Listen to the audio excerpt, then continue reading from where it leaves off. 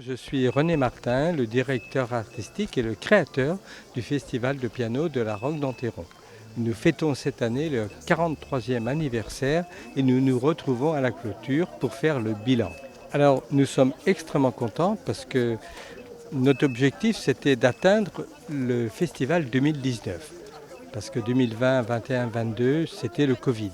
Et là, nous avons récupéré tout le public, peut-être un nouveau public, et nous allons atteindre presque 65 000 spectateurs pour cette année 2023. Comment expliquez-vous justement finalement ce bon résultat ? Il y a ce qu'on appelle la musique classique traditionnelle avec un récital de piano, avec des concertos pour piano, mais également aujourd'hui de plus en plus le piano est utilisé dans la musique électroacoustique, les musiques aussi. Et donc j'ai invité deux ensembles absolument stupéfiants avec des DJ et du piano. C'était absolument remarquable. C'était une porte ouverte sur un nouveau public et ce nouveau public est venu et a découvert le festival. Voilà. Au niveau des initiatives également, on a vu du jazz, de l'électro, de la musique contemporaine. Alors la musique contemporaine, j'y tiens beaucoup parce qu'un festival international se doit de défendre ce répertoire. C'est les futurs Beethoven de demain. Et on a accueilli des compositeurs absolument magnifiques, on a fait des créations mondiales et l'année prochaine, bien sûr, nous allons développer ce projet. Quelles sont les rencontres que vous souhaitez que le public retienne ? Eh bien écoutez, on a donné une version des Variations Goldberg par Vikingur Olafsson, qui est un pianiste islandais absolument inimaginable. On a accueilli hier soir un pianiste coréen qui vient de gagner le concours Van Cliburn qui s'appelle Lim. C'était extraordinaire. Donc il y a aussi beaucoup de grands maîtres du piano qui sont venus, beaucoup de jeunes pianistes aussi.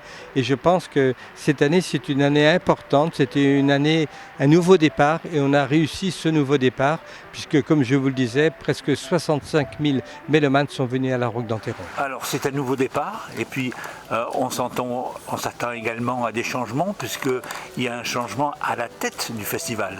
Le parc appartenait depuis de longues générations à la famille Onorateni.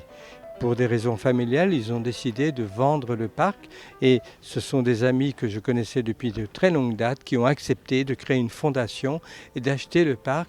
Et donc ça va nous permettre aussi de poursuivre cette belle aventure et d'élargir cette belle aventure puisque vous avez le parc mais vous avez aussi toutes les terres autour qui ont été achetées et là on va développer des projets culturels importants. Peut-être que nous allons élargir même la période de début juillet jusqu'à la mi-septembre, c'est-à-dire que le parc va devenir vraiment le centre culturel de la région Provence-Alpes-Côte d'Azur. Je préside une école à Paris qui s'appelle l'École normale de musique de Paris, Alfred Cortot, qui est une école centenaire qui accueille chaque année environ 500 à 600 étudiants venus de 40 pays différents et qui, comme un conservatoire privé, forme des musiciens de très haut niveau.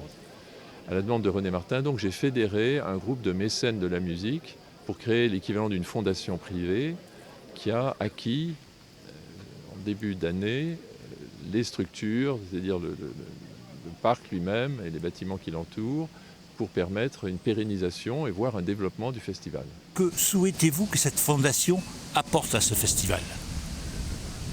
La première chose qui saute aux yeux, c'est que ce parc pourrait être embelli un peu plus. Donc nous devons essayer de faire du parc une attraction en soi.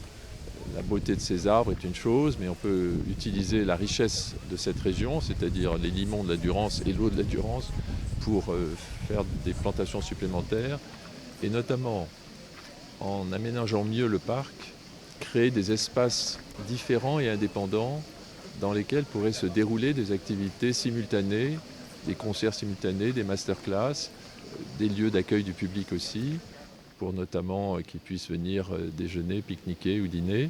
Il y a deuxièmement, et là c'est plutôt les idées du directeur artistique qui sont à développer, il y a à enrichir la programmation, notamment parce que plus les lieux accueilleront de spectacles différents et plus il sera possible de faire une offre de musique plus variée qu'aujourd'hui.